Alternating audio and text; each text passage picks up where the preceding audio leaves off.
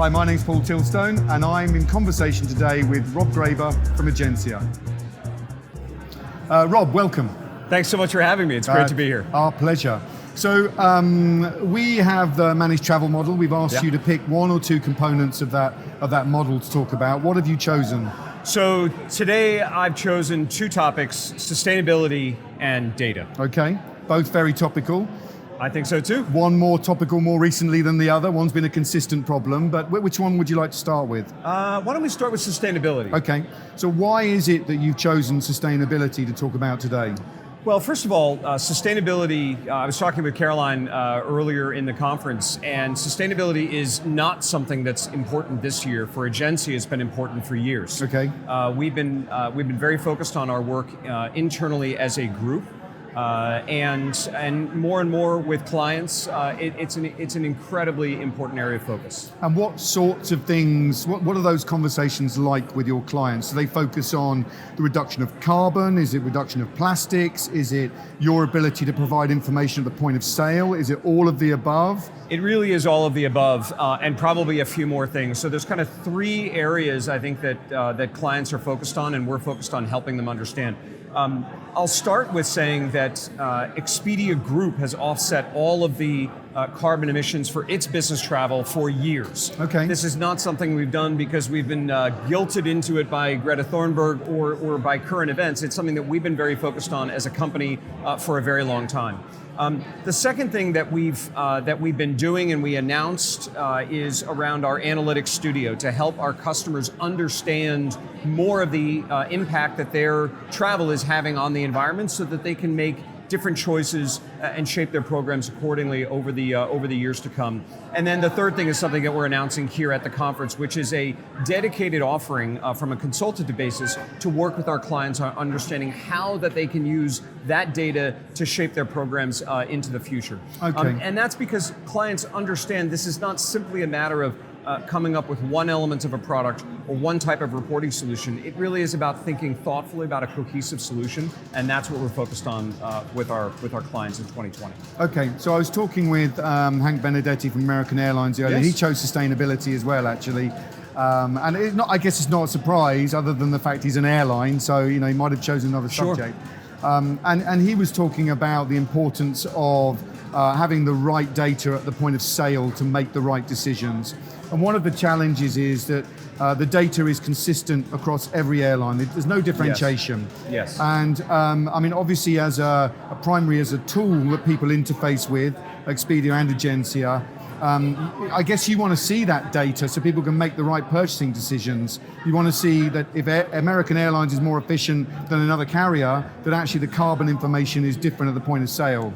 Yes, so I think there's a couple of different things in your point and in Hank's point, and they're all very important. So the first is around the point of sale dynamics, and then I think the second thing is what are suppliers themselves doing to try to mitigate their impact on the environment. So I really want to applaud our airline partners as well as many of the hoteliers around the world who are working very, very hard to understand the best technology investments, the equipment investments, how they can think about the sustainability experiences, whether it's toiletries in the hotel room or onboard amenities on the aircraft.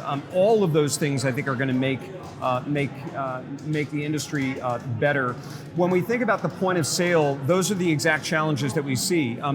It is still difficult for the airlines, for hoteliers, to provide a consistent level of information. At Egencia, we're basing some of what we're seeing in terms of carbon reporting and driving to the point of sale on some of the emerging governmental standards. But even those aren't sophisticated enough. They're the best we have. Yes. They're the best we have, and there's more that we can do. And I think from an Expedia Group perspective, working with great partners like the One World Alliance, like STAR and others, to really understand how we can come up with some of those standards so they are consistent, they're informative, they're not obtrusive, but they can be more and more integrated into the point of sale, so it drives the customer's decision. And this consultative piece you're announcing today to help your customers understand their footprint and the methods of reducing it, do you think you're ahead of the curve on that, or do you think there's quite a lot of demand for that? I mean, what are you hearing? We are ahead of the curve. Okay. There's a lot of, this is one of these topics where in our industry, like NDC, like some other things, they're a lot of the time sort of discussed at a press release level. Yeah. Where we're really focused on action, and we've put together the normal competitive heat map of who's doing what. And when we look across the breadth of the initiatives that we've undertaken, we think we're ahead, but we're also not jealous of that at all. We really want our competitors, we want our partners to have rich, thoughtful discussions, rich, detailed offerings, and if there were more that we could do to help drive that across the industry, we would participate. That's great, because as an industry, we have to take action together. It's no good doing it in isolation, is it really? Absolutely, and I think only when you actually get into it at that detailed, specific level do you have the chance to make an impact. One other thing I'll call out is at an Expedia group level, when, for example, when the hurricanes went through the Caribbean, we took a hard look in the mirror and said, look, these are great partners in the market, and this is more on the leisure side of the business, but as an industry, we have to pay attention to all of these different parts of the landscape. We looked at the impact on those partners and on the people that work at those properties, and we thought, we have a big business in these areas, we make a lot of money in revenue from these partners, and how can we give back to those communities? And we didn't make a big splash about it, but we're working at a very detailed level, looking at refrigeration for medical and pharmaceutical supplies, insulin and medicine for the communities.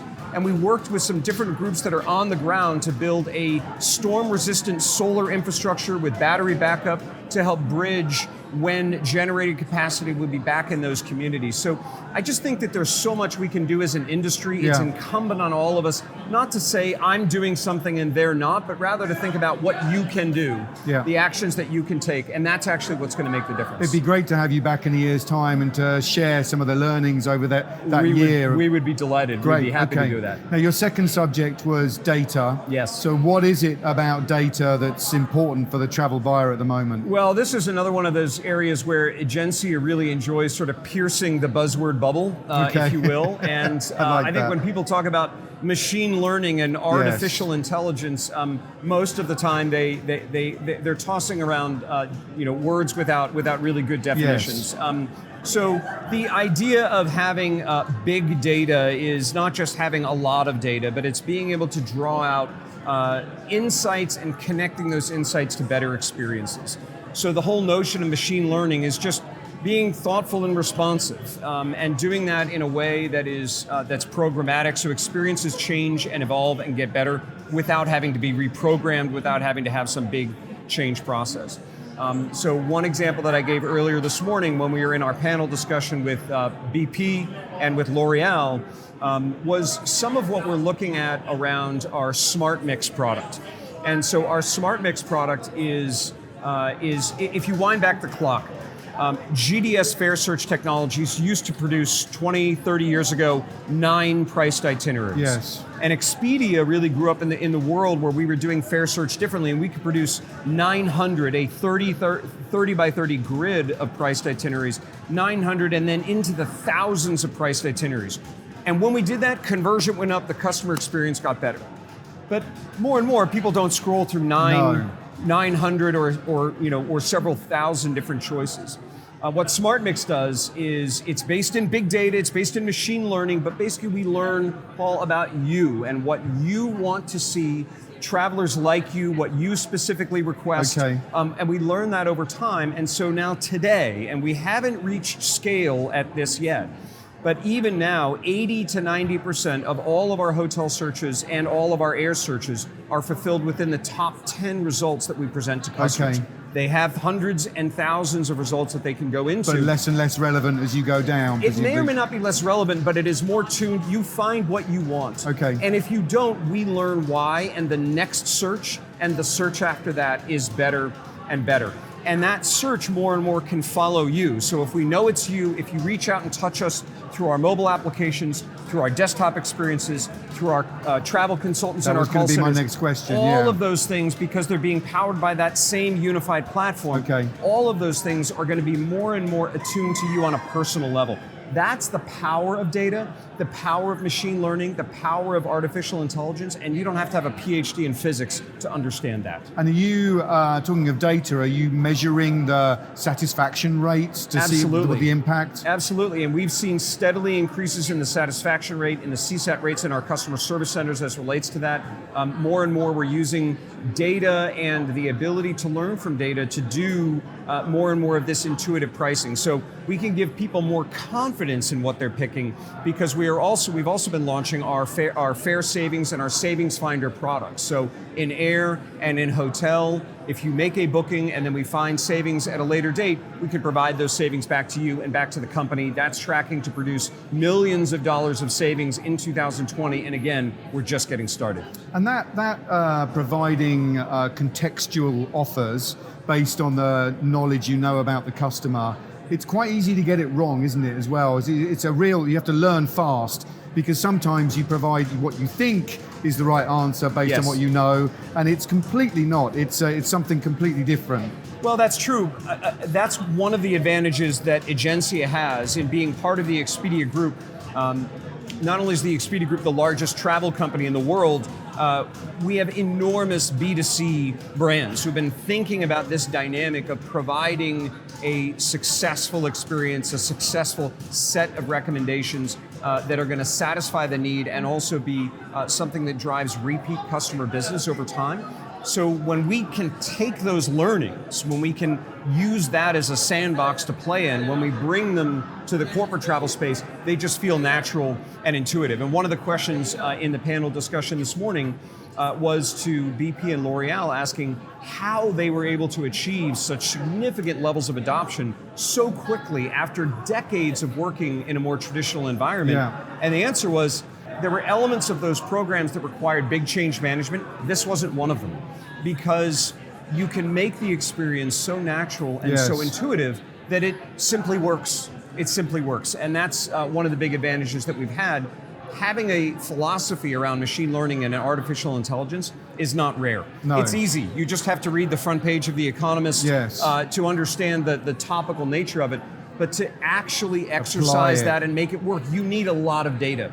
And we can learn across a scale that is unmatched in the industry, and we can bring those insights to our clients and to our travelers in a very powerful way. I'd imagine it's also a case of, it's not a sort of ancillary subject. It's got to be right at the core of your strategy as your business, your boardroom conversations. Absolutely. If we can do a great job of engaging our customers, we deliver a great job of making our clients, our buyers, absolutely delighted with what we do. The more we do that, the more we learn, and the better experiences we can deliver. It's a terrific virtuous circle for us and for our clients. Okay. And talking of your clients, if we think of the broad buyer set, when you come to sustainability and data, what are your suggestions that they should be thinking about in the next 12 to 24 months? So a couple of things. I think first, think about your travel culture. We talk about travel culture. We've been publishing some research, spent a fair amount of time with Festive talking about the work that we did with the Harvard Business Review on travel culture. And we view a lot of these topics through that lens. This is not just generational. We are all focused on the elements of sustainability. So in thinking about them, I think it's important to start with your internal culture. And whether you're an oil and gas company like BP, you're a consumer products company like L'Oreal, or a services business, thinking about the differences in the culture and how your teams are going to want to think about that, you may be required to travel. So rail may not be a great choice for you if most of your business is on a global basis. It's a very long walk to Australia. Rail won't be part of the program to get you there. It's going to be air. So how you think about those things in the scope of your business and in the culture you're trying to create is, I think, a great starting point that many times people miss. I was going to say, how often do you think buyers actually spend the time and effort doing that? Well, at Egencia, it's something we talk about a great deal. And how they do it. This is not we don't have a standard PowerPoint deck that talks about it, but there are ways into that discussion. And more and more, if you're going to have a successful program, I think you have to think about that. I also think that's part of the travel manager's journey. If you think about just the question you asked me, how will they think about sustainability? 30 years ago in the industry, that just wasn't the job. No. The job was to articulate policy. And then over the next 10 to 15 years, the job became about cutting costs. And I think in the last several years, and certainly on a go-forward basis for the next decade, it's going to be about culture. And not just culture in the soft forms, but these really specific choices that have to get made, viewing them through this lens of how you're creating a travel culture within the larger dynamic in your enterprise so that you can drive change effectively, so that you can manage in a crisis like what we're seeing with coronavirus across the world today, and you can deliver results. Absolutely critical for travel managers. So it's almost like we're entering a third era of travel management, you say? I think that's right. We talk about that there's sort of a second innovation, there's this sort of second wave of innovation that's happening now. We are, as Egencia, the original disruptor and the continual innovator, but we are seeing a transition to this kind of second stage at this point. But there really is this sort of third phase of maturity in the practice of travel management inside companies today. That's really exciting, and great if you're right in the middle of it as well, in between the suppliers and the buyers, and you're so focused on change. And it's an exhilarating place to be. It's frankly, it's intimidating. Yes. And a lot of the clients that come and work for us are the ones who are feeling this acutely. Yes. And we are privileged to partner with them. It's not perfect. We don't know everything. We don't get everything right. Yeah. Our clients often on their own programs don't know everything. It's a tremendously exciting time in the industry. And you're having a go at it, which is fantastic. We are doing our best. Well, thank you very much for joining us. Not at all. Thank you. And I hope you have a great rest of the show and conference. Thank you.